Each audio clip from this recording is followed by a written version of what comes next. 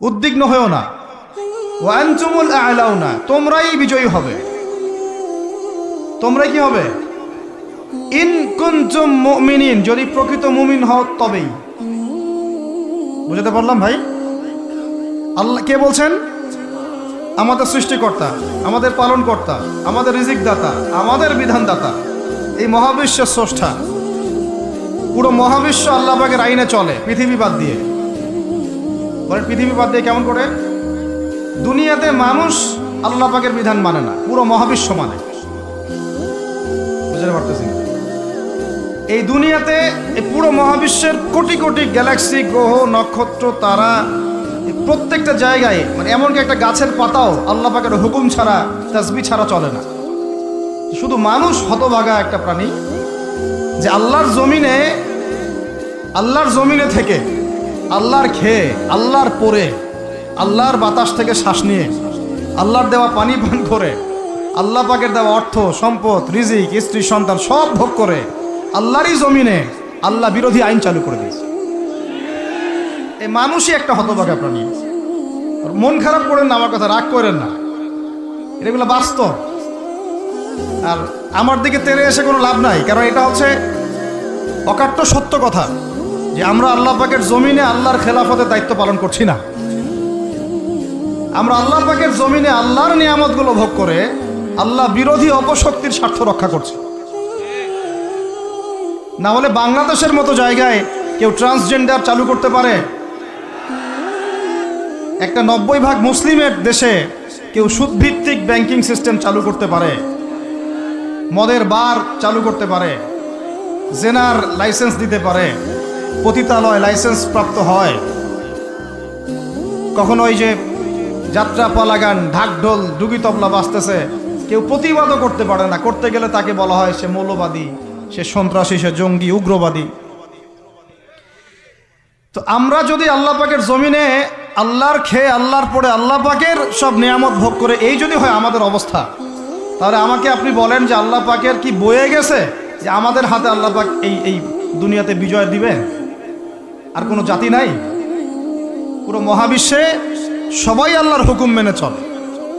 সূরা বনী ইসরাঈল পড়েন, এমন কোন সৃষ্টি নাই আল্লাহ পাকের যে আল্লাহর তাসবিহ পাঠ করে না। শুধু মানুষই হতভাগা একটা সৃষ্টি। আমরা, আল্লাহ মাফ করেন আমাদেরকে, নামাজও পড়ে না। কি করে না? পাঁচবার দিনে বলা হচ্ছে হাইয়া আলাস সালাহ, হাইয়া আলাল ফালাহ, সাফল্যের জন্য আসো, সালাতের জন্য আসো, কল্যাণের জন্য আসো। কানে ঢুকে না, যায় না নামাজ পড়তে। কোরআন, ওই যে বললাম, বাসায়, সবার বাসায় কোরআন আছে। এমন কোনো ব্যক্তি আছেন আপনারা যে আপনাদের বাসায় কোরআন নাই? প্রত্যেকের বাসায় আছে। এমনকি আপনার ফোনের মধ্যে ওই অ্যাপসে আছে, খুলে দেখার সময় নাই। সময় কোথায়? মানে এত ব্যস্ত, সকাল থেকে রাত পর্যন্ত এতই ব্যস্ত মানুষ হতভাগা যে কোরআন খুলে দেখার সময় নাই।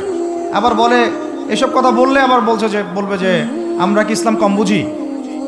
আপনারাই ইসলাম বোঝেন, আমরা বুঝি না। আপনারাই মুসলমান, আমরা মুসলমান না, এইগুলো বলবে। উমর রাদিয়াল্লাহু আনহু ঠিকই বলেছিলেন আজকে থেকে এই 1400 বছর আগে, ইসলাম ধ্বংস হবে যখন দেখবা তিনটা বিষয় সমাজে চলছে। এক, দল্লাতুল আলেম, আলেমরা যখন পথভ্রষ্ট হয়ে যাবে তখন সমাজে ইসলাম ধ্বংস হয়ে যাবে। দুই, ওয়াল আইম্মাতুল মুদিল্লিন, যখন আসবে এমন কিছু শাসক যারা পথভ্রষ্ট, মুদিল্লিন, তখন সমাজে ইসলাম ধ্বংস হবে। আর ওয়াল মুনাফিকিন ফি জিদারি কিতাবিল্লাহ, যে মুনাফিকরা যখন আল্লাহর কিতাব নিয়ে বাকবিতণ্ডা করবে, মুনাফিকরাই বাকবিতণ্ডা করবে যে আমরাই বেশি বুঝি ইসলাম, তোমরা বুঝো না। আর বাংলাদেশে এই টকশো সংস্কৃতি চালু না হলে আমরা এটা বুঝতে পারতাম না যে আসলে হাদিসটা সত্য। মাথার উপর দিয়ে যায় কথা কিছু না, পরে লেকচার রিপিট শুনে নিন। মূল জায়গায় আসি। কোরআন ঘরে আসে, আমরা তেলাওয়াত করি না। নামাজের আজান কানে আসে, নামাজে যাই না। শেষ রাত্রে আল্লাহ পাক প্রথম আসমানে নেমে আসেন। কিভাবে নেমে আসেন আমরা জানি না, ওইটার কাইফিয়াত ব্যাখ্যা করার আমাদের দরকারও নাই। আল্লাহ পাক বলেছেন, বাস ঈমান রাখি। এবং আল্লাহ পাক আহ্বান করতে থাকেন, কে আছো আমার কাছে কিছু চাইবা, আমি তোমাকে দিব। সুবহানাল্লাহ। কে আছো আমাকে ডাকবা, আমি তোমার ডাকে সাড়া দিব। কে আছো আমার কাছে ক্ষমা চাইবা, আমি ক্ষমা করে দিব। এইভাবে ফজর পর্যন্ত আল্লাহ পাক আহ্বান করতে থাকেন। আমরা ওই সময় টেসবুক চালাই, রিল্যাক্সে ঘুম দিই। তাহলে নামাজের আজান কানে যায়, নামাজ পড়ি না, কোরআন বাসায় আছে তেলাওয়াত করি না, খুলেও দেখি না, 40 কুলখানি বাদ দিয়ে। আর শেষ রাত্রে আল্লাহ পাক আহ্বান করতে থাকেন, আমি উঠে ওযু করে 2টা রাকাত নামাজ পড়ে একটু দোয়া করব, সেটা পারি না। এই আমি আবার যখন দিনের বেলায় এলেম শিখতে যাই, এমন জায়গায় এলেম শিখতে যাই যেখানে নারী পুরুষ একাকার অবস্থা, ফ্রি মিক্সিং। আমি এমন এলেম শিখতে চাই যে এলেমটা আমাকে 20 বছরে 20টা সূরাও শিখায় না, 20টা হাদিস আপনার মুখস্থ নাই। আমি চ্যালেঞ্জ করতেছি আপনাকে, 20টা হাদিস আপনি দাঁড়ায় বলেন, ছোট ছোট হাদিস খালি।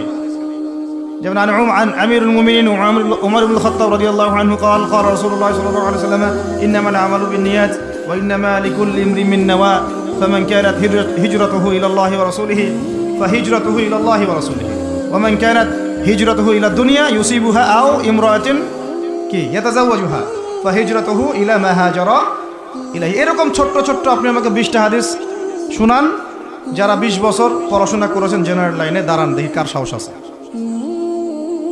এই হচ্ছে আপনাদের শিক্ষার অবস্থা।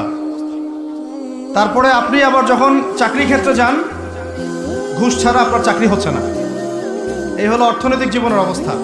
আবার চাকরি, ব্যবসা, বাণিজ্য যাই করছেন, এর মধ্যে ম্যান্ডেটরি মাস্ট বি সুদ আছে। কি আছে? এই মাপে কম দেওয়া তো আছেই, অন্যের সম্পদ আত্মসাৎ তো আছেই, পণ্যে ভেজাল দেওয়া তো আছেই, তারপরে সিন্ডিকেট তো আছেই, যেটার দাম এখন এই রজবের, আজকে কয় তারিখ? রজবের 14-15 হবে না? তো এই রজবের 14-15-তে যে পণ্যের দাম 200 টাকা, 1.5 মাস পরেই সেই পণ্যের দাম হবে 400 টাকা। এই হলো অর্থনৈতিক জীবনের অবস্থা। আর সুদের সাথে সম্পৃক্ত না হলেও তো আমাদের ঘুম হচ্ছে না। বাংলাদেশের 64,000 গ্রাম বাংলা বলি না আমরা, 64,000 গ্রাম বাংলায় একাধিক সুদী এনজিও আছে, সবাই সুদী কারবার করতেছে। আমাদের মা বোনরা ওখানে সমিতিতে নাম লিখাচ্ছে, আমরাও নাম লিখাইছি অনেকে। কিস্তি